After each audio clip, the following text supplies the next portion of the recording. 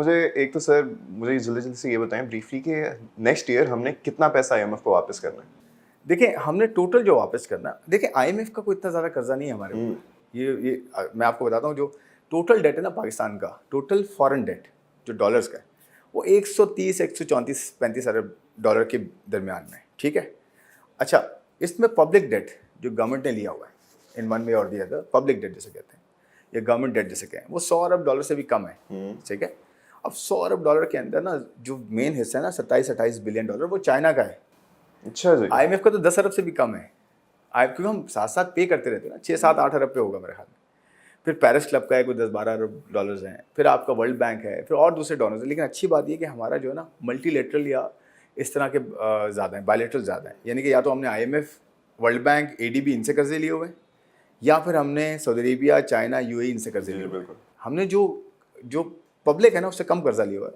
श्रीलंका ने ज़्यादा लिया हुआ था पब्लिक से, बॉन्ड जिसे कहते हैं, बॉन्ड इशू करते हैं ना, पब्लिक से ज़्यादा लिया हुआ था। इसलिए उसका प्रॉब्लम ये हुआ कि उसने वापस ज़्यादा पब्लिक को देना था। हमने तो आज सऊदी अरेबिया से रिक्वेस्ट करते हैं वो रोल ओवर कर देता है, चाइना से रिक्वेस्ट करते हैं वो कहता है ठीक है यार अगले साल दे देना। रेट लेता है वो, उसके ऊपर रेट तो लगा हुआ है, मुफ्त कोई चीज़ नहीं आज के दिन में, ठीक है। लेकिन पॉइंट ये है कि यार हम ये तो एडॉक बेसिस पे ना क्यों करते रहे।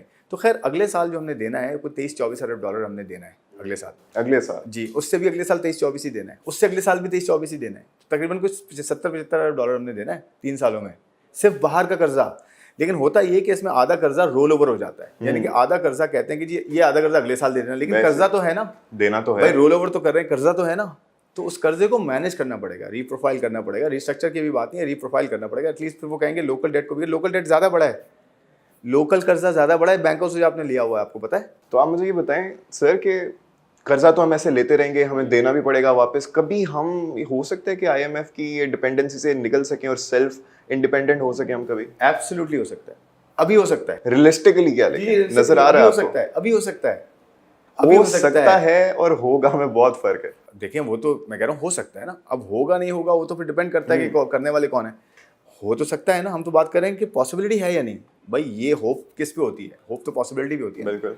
तो मैं कह रहा हूँ पॉसिबिलिटी तो है। आज मैं कह रहा हूँ आप एक कॉम्प्रिहेंसिव प्लान दें, आज वो सारी बेसिक चीज़ें करें जो हमने भी बात की, हमने भी डिस्कस की, हमने पेंशन की बात की, हमने जो है सिविलियन गवर्नमेंट रिफॉर्म कट की, size of the government cut की बात की, हमने पेंशन से अलावा एसओईज की बात की, हमने प्राइवेटाइजेशन की बात की, हमने टैक्सेस सही जगह लाने की बात की, किस सेक्टर्स पे लगने चाहिए, कितने लगने चाहिए, कौन कितना टैक्स दे रहा है, किस तरह से हो सकता है, ये भी हमने बात की। हाउ एंड व्हाट ये भी हमें पता है, ठीक है। सबसे इंपॉर्टेंट चीज़ पता क्या है, हु विल डू इट, ये है इंपॉर्टेंट, कौन करेगा। और इसमें विल आती है, सबको मिलकर बैठना होगा। फिर हमने बात की लोकल गवर्नमेंट कैसे क्रिएट करें, कैसे सर्विस डिलीवरी बेहतर हो सकती है, पूरा स्ट्रक्चर कैसे बेहतर हो सकता है, गवर्नमेंट का फुटप्रिंट कितना ज़्यादा है, रेगुलेटर का फुटप्रिंट कितना ज़्यादा है, कैसे कम रेगुलेशंस इफेक्टिव रेगुलेशंस के साथ बेहतरी ला सकते हैं, इन्वेस्टर को कैसे अट्रैक्ट कर सकते हैं, बेयर मिनिमम लेवल पर कंपनीज अपनी किस तरह से बनाएं, किस तरह से मैनेज करें। देखें we can go on and on, सब कुछ हो सकता है। बात सिर्फ बिल की है ना। आज आप फैसला करें कि मुझे रिटेल, होलसेल एंड ट्रेड जो कि 20% इकॉनमी का मुझे टैक्स नेट में लेकर आना है, ठीक है। क्यों करें ना, कोई हड़ताल करे, जाए ना, मार्केट बंद करे, भाई मैनेज करना है ना आपने, करके करें। क्यों नहीं करता कोई यूएई में इस तरह, सऊदी अरेबिया में क्यों नहीं करता, इंडिया में कोई क्यों नहीं करता, चाइना में क्यों नहीं करता, यूरोप में क्यों नहीं करता कोई, अमेरिका में क्यों नहीं करता, ऑस्ट्रेलिया में क्यों नहीं करता कोई, कनाडा में क्यों नहीं करता कोई। वहाँ पे इतना पॉलिटिसाइज नहीं होगा जितना यहाँ। एग्जैक्टली, नहीं दूसरा विल भी है ना। देखिए बहुत बड़ी चीज़, देखिए एक फ़र्क सबसे बड़ा पता क्या है जिस पे हम स्पेंड नहीं कर रहे और हमें इसका बहुत बड़ा इशू होगा, वो है ह्यूमन रिसोर्स। ह्यूमन रिसोर्स हमारे पास सबसे बड़ा रॉ यही है, हमारे पास रॉ रिसोर्स यही है, इसको हमने कन्वर्ट करना है। अगर हमने ये सबसे बड़े न्यूक्लियर, अब देखिए 26 मिलियन बच्चा आउट ऑफ स्कूल है आपका, बिल्कुल ऐसे 26 मिलियन से ज़्यादा होता जा रहा है। मोस्ट स्टंटेड बच्चा आपके पास है सर दुनिया का, यानी कि उसको खुराक पूरी नहीं मिल रही। बच्चा प्राइमरी लेवल से लेकर 16 साल तक के बच्चे, ये 26 मिलियन बच्चा आउट ऑफ स्कूल ये है। स्टंटेड बच्चा 40% है। जो बच्चा मैथ और साइंस नहीं पढ़ सकता 75% है वो आपके पास।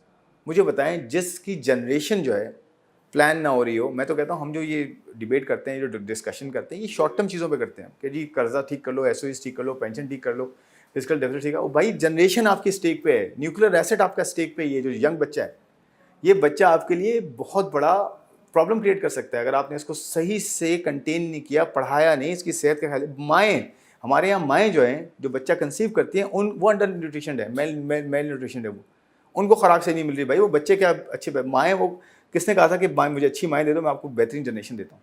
नेपोलियन बोनापार्ट ने कहा था। नाम भूल गए, लेकिन ये सही बात कितनी इंपॉर्टेंट है ये, बहुत इंपॉर्टेंट। ठीक है, और आप वही नहीं कर रहे। जब वो वही नहीं कर रहे, आप कहते हैं यार मेरे यहाँ ये प्रॉब्लम्स हैं, मेरे यहाँ कैपेसिटी नहीं है, लोग कॉम्पिटेंट नहीं हो रहे हमारे यहाँ, तो भाई उसकी वजह ये है कि अब जो जनरेशन आती जा रही है आपने उसको सही तरीके से पढ़ाया ही नहीं। आपको पता है दुनिया में जो डिफरेंस क्रिएट करती है कौमें, उसका एक फैक्टर सबसे बड़ा होता है एजुकेशन। बिल्कुल, ठीक है, हेल्थ एंड एजुकेशन, और एजुकेशन पहले आती है। वैसे मैं तो कहता हूँ हेल्थ आती है, लेकिन एजुकेशन इसलिए पहले आती है कि एजुकेशन होगी तो आपको सब कुछ कॉन्शियस होगा ना, आपको यार हेल्थ भी होती है, ये भी होता है, सब होता है। बिल्कुल। तो बात ये कि ये बेसिक्स पे आप कर ही नहीं रहे हैं, और हम कह रहे हैं कि यार ये शॉर्ट टर्म की चीज़ें, सबको सबसे बड़ा इशू ये है कि बच्चे आउट ऑफ स्कूल है आपके। अच्छा, इसी से मुझे बताएं कि एजुकेशन की आपने बात की, बजट आने वाला है, हम वही, मैं पहले भी बड़ी दफ़ा जिक्र कर चुका हूँ कि हमें सब कुछ पता है सर, हमें पता है कि बीमारी क्या है, इलाज क्या है, मसला ये करेगा तो करेगा कौन करेगा, बड़े अरसे से पता है, इम्प्लीमेंटेशन का, एग्जीक्यूशन का मसला है। तो हमें ये भी पता है कि एजुकेशन कितना ज़रूरी है, एजुकेशन का कितना बजट होना चाहिए वो भी हमें पता है, लेकिन मिलता वो नहीं है। अब बजट आने वाला है, व्हाट डू यू थिंक, आपकी एक्सपेक्टेशंस क्या हैं, कोई तब्दीलियाँ आएंगी नहीं आएंगी? अब देखें इसमें आगे ना ये सवाल कि एक्सपेक्टेशन क्या है, मतलब हो क्या सकता है और होगा क्या। क्या हो सकता है हमने बात की है भाई। आप जो प्रोविंशियल लेवल पे है वहाँ पे एजुकेशन और हेल्थ का बजट ज़्यादा आता है, क्योंकि वो आपने जो है उसको डिवॉल्व किया है प्रोविंसेस को, NFC वगैरह आपने देते हैं आप, तो जिसमें गवर्नमेंट जो है 56-57% अपने टैक्सेस का दे देती है नीचे, और उसके बावजूद वो खर्च ही नहीं करते, और वो फिर जो है ना वो लेके बैठ जाते हैं टैक्सेस प्रोविंसेस, और फिर वो जो है उसको खर्च भी नहीं करते उस तरह से, और जो है उसके अगेंस्ट खुद भी टैक्स इकट्ठा नहीं करते ना। तो इसमें भी बैलेंसिंग एक्ट होना चाहिए कि भाई एडमिनिस्ट्रेटिव और फाइनेंशियल पावर सारी आप प्रोविंसेस को और ज़्यादा दें, और वो प्रोविंसेस जो है ना नीचे फिर डिवॉल्व करें, ये भी उन पे लगाएं कि भाई आप डिवॉल्व करें, इंसेंटिवाइज करें उनको, या फिर पीनलाइज भी कर सकते हैं कि जी आप डिवॉल्व करें। मैंने कहा ना बॉटम अप होती है चीज़। तो लोकल गवर्नमेंट होगी, प्रोविंसेस के पास कुछ मेजर चीज़ें होंगी, कुछ जो है की इश्यूज़ होंगे जो प्रोविंसेस लेवल पे हो सकते हैं, लेकिन सब चीज़ें नीचे दें, हेल्थ, एजुकेशन, पानी, इंफ्रास्ट्रक्चर, हर चीज़ नीचे दें, और ख़ुद वो टैक्स भी इकट्ठा करें, और जो है ना उसको फंड भी करें, और इकोसिस्टम नीचे लोकल लेवल पे खड़ा हो। आप यकीन करें आपकी जड़ें बेहतर होना शुरू होंगी ना, आपके ऊपर उसके इम्पैक्ट्स आना शुरू होंगे।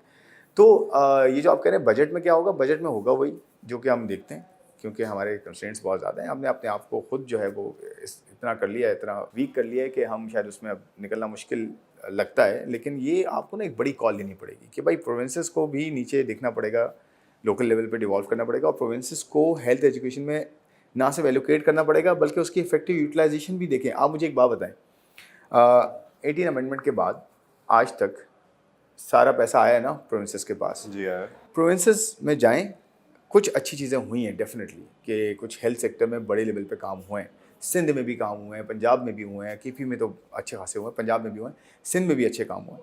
बट वो जो कहते हैं ना कि एक आपका क्रॉस द बोर्ड चीज़ हो जाए कि एक छोटे से छोटा हॉस्पिटल भी मैं जाऊँ गवर्नमेंट के, तो मुझे एक क्वालिटी नजर आ रही है, मिनिमम क्वालिटी, या मैं किसी भी छोटे छोटे स्कूल गवर्नमेंट में जाऊँ, गवर्नमेंट स्कूल ही मुझे नजर नहीं आते। पहली बात ये है, घोष स्कूल्स हैं, घोष एम्प्लॉयज़ हैं, ठीक है। यानी कि आप अगर जो एजुकेशन का बजट एलोकेट करते हैं ना, उसमें से 60-70-80% तक जो है ना वो एक्चुअली जाता है घोस्ट जो है ना वो एम्प्लॉयज़ में, घोस्ट स्कूल्स में, इस तरह, ठीक है, यानी कि एम्प्लॉयज़ में चले जाता है।